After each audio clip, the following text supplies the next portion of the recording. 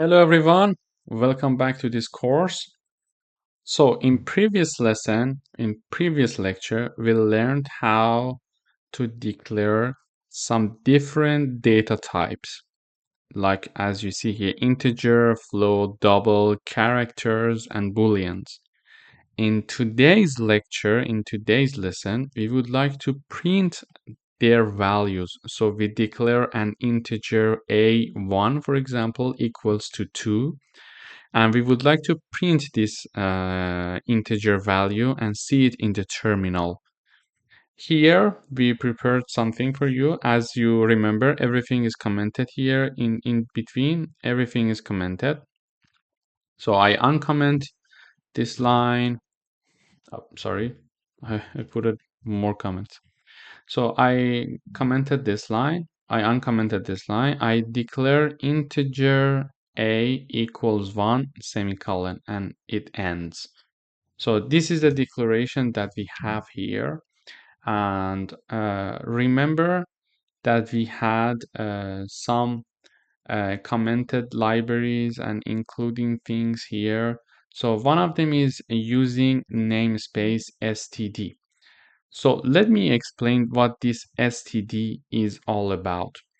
So here, now I uncomment this line and we will have probably some errors if we want to run it. So if we would like to print something, we would have to write std colon, then cout means that show us the output. Then we would have these two signs. And then between quotations, we would be able to have the comments that we would like to be printed in the terminal. For example, we write it here, the value of a is, and one space is put here, so, and then we close the quotation. Then we mention a, so the value of the integer that we wrote will be printed, and then we put end l. Before end l, I would write std colon end l.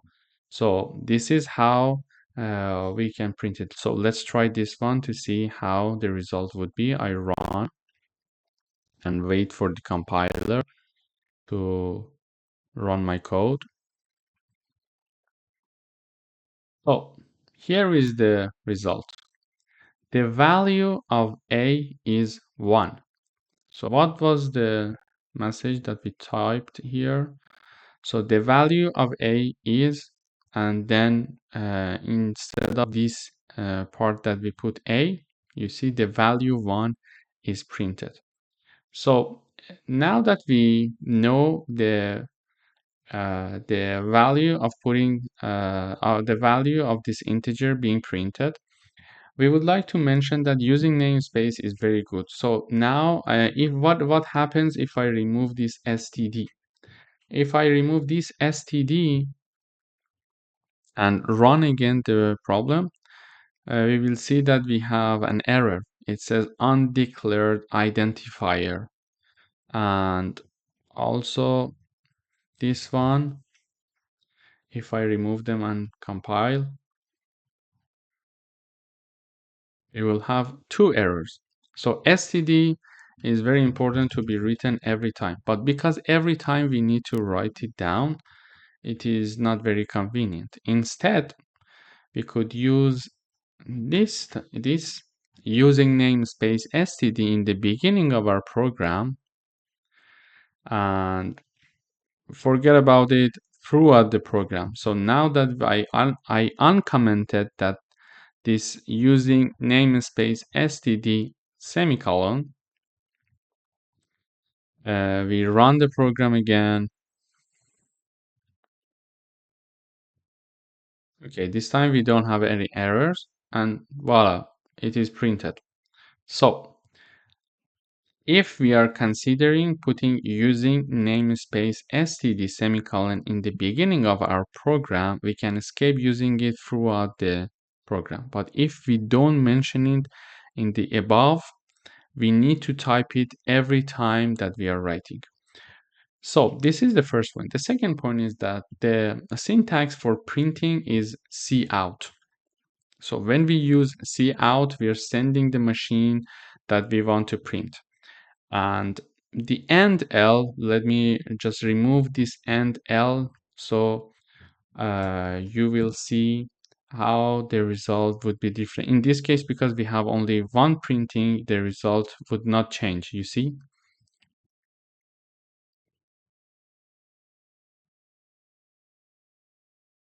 Okay, so you see the press return to close this window came to the line 1. Previously, it was in the line 2.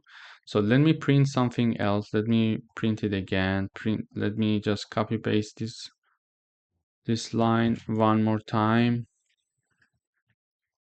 So now what happens is this.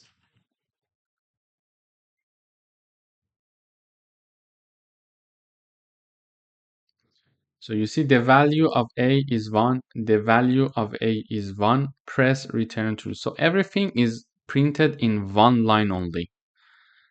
When we have instead, when we have the end line, we will see that it goes to the next line.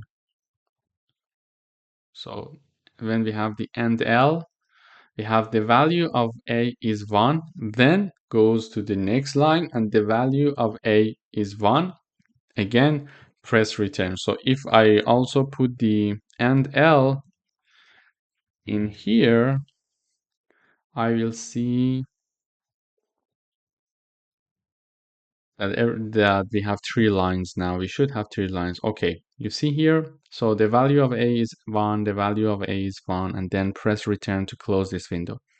So this shows the value of using end L in the end of the line. And so this lesson was all about the cout. So we printed the integer A1. So what about the next one? So the next one is a float type. So again, if we want to print it, we type cout. We can type a message, or we can even type nothing. But because we want our program to be clear, it would be better to type some message. For example, the value of B is, and then we put B here, and L, we Control S register, and we compile.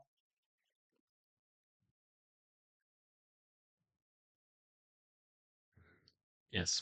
So we see the value of B is 3.14. So easily we print this one. Again, for the double, the same thing. We can easily practice this, like cout, the value of C is, and C and L. We also have the characters and booleans. So I would write them together like this. So the value of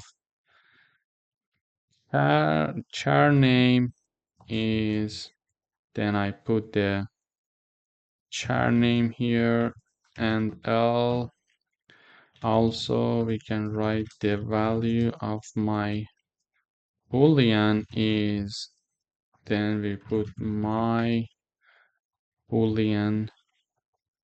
Just you should be very careful with the uppercase letter and lowercase letter in C++ because it is sensitive. So if I'm writing an uppercase M here, I should have the uppercase M here again. So let's check to see if we have errors or not. So we don't have any errors. Okay, great. So these are the prints. So we printed 2A, 1B. You see that the B is between quotations because here I put the quotations in the printing part. If I remove it, it will be removed. Then the C, then the char name is A because we put the value as the input A. And then the value of my boolean equals 1. Why 1? We set true. So as we mentioned earlier, for the boolean, we either have true or false. So the true equals 1 and the false equals 0. So whenever the print value is 1, just know that it is true. Whenever it is 0, just assume as false. So this is how we print our values. This is for how we print our values. And then in the next lecture, we are going to discuss about the operations using these data types. Stay tuned.